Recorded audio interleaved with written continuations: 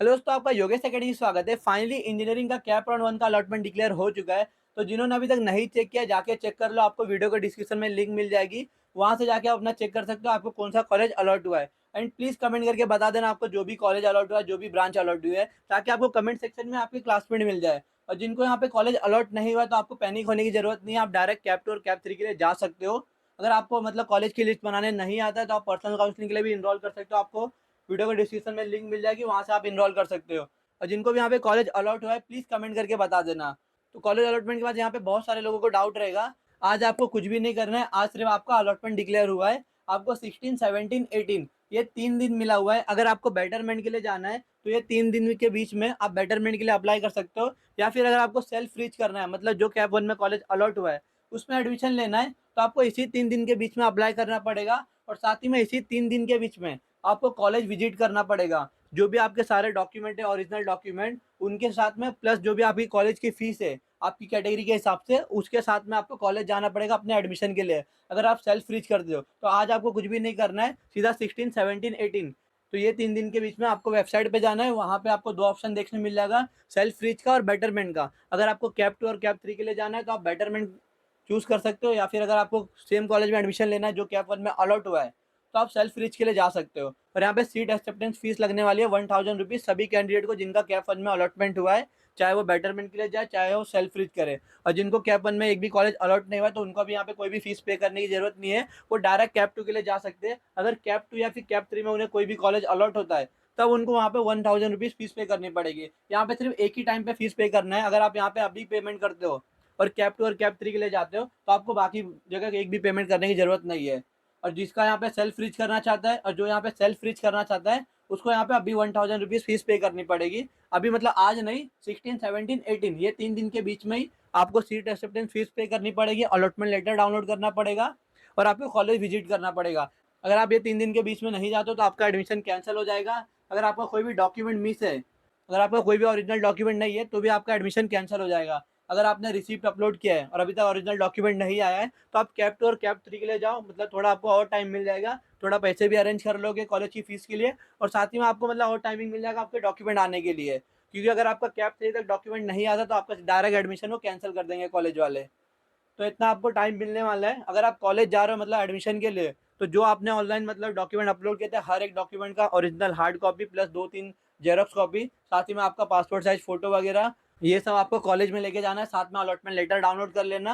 और यहाँ पे फीस पेमेंट के बारे में बात करेंगे कॉलेज की फीस के लिए, तो यहाँ पे 3 मेथड रहते हैं। कैश के थ्रू भी पे कर सकते हो, मतलब मोस्टली किसी भी कॉलेज में नहीं होता, एक दो कॉलेज में रहेगा शायद से। ऑनलाइन में मतलब ज़्यादा कॉलेज में नहीं है, मोस्टली कॉलेज में यहाँ पे डीडी के थ्रू पेमेंट लेते हैं, मतलब डिमांड ड्राफ्ट के थ्रू।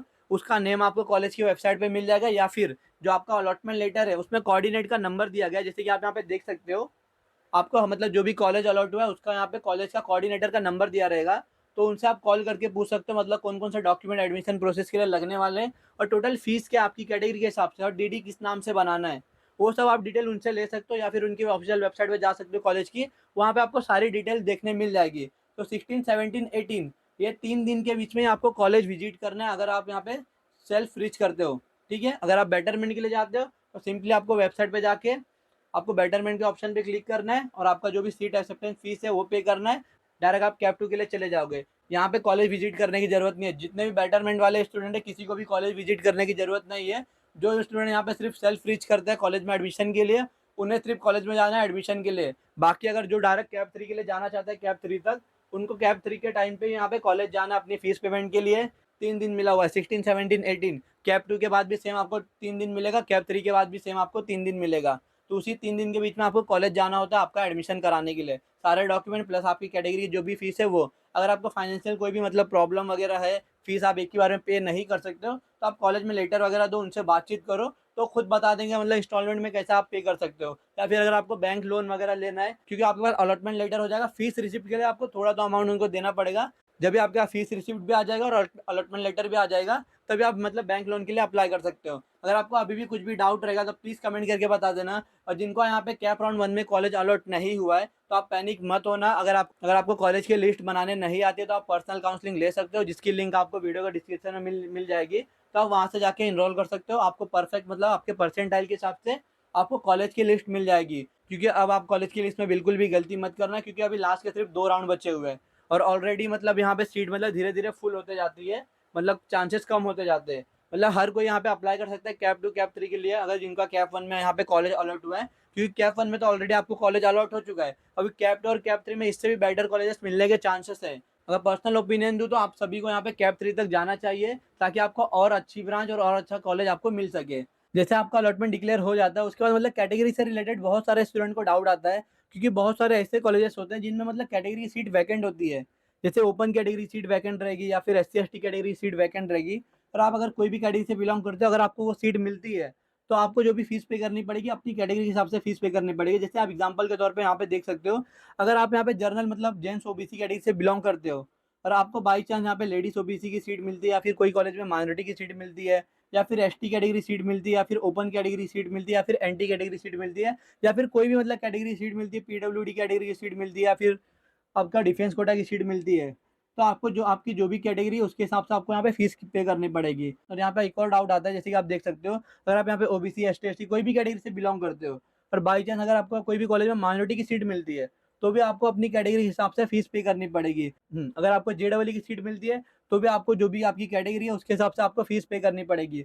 अगर आप ओएमएस कैंडिडेट हो, तो आपको तो मतलब कैटेगरी के हिसाब से फीस नहीं लगेगी, आपकी जो भी ओपन कैटेगरी की फीस है वो आपको यहाँ पे लगने वाली है ओएमएस कैंडिडेट को। और जो भी हमारे यहाँ पे महाराष्ट्र स्टेट के स्टूडेंट हैं, उनकी जो भी कैटेगरी है, उनको उनकी कैटेगरी के हिसाब से यहाँ पे फीस पे लगने वाली है। अगर बाई चांस आपको कोई भी अलग कैटेगरी का सीट अलॉट होता है, तो आपको उनकी कैटेगरी फीस पे करने की जरूरत नहीं है। आपकी जो भी कैटेगरी है, आपको उसी का यहाँ पे फीस लगेगा। अगर आप ओबीसी कैटेगरी से बिलोंग करते हो या फिर एससी कैटेगरी से बिलोंग करते हो, अगर आपको ओपन की सीट मिल जाती है, तो ओपन का फीस आपको पे करने की जरूरत नहीं है। आपकी एससी कैटेगरी की फीस है या फिर आपकी ओबीसी कैटेगरी फीस है, आपको वही पे करना है। अगर आपको वीडियो अच्छा लगा, प्लीज वीडियो को लाइक कर देना, चैनल को सब्सक्राइब कर देना, अपने दोस्तों के साथ शेयर कर देना। Thanks for watching.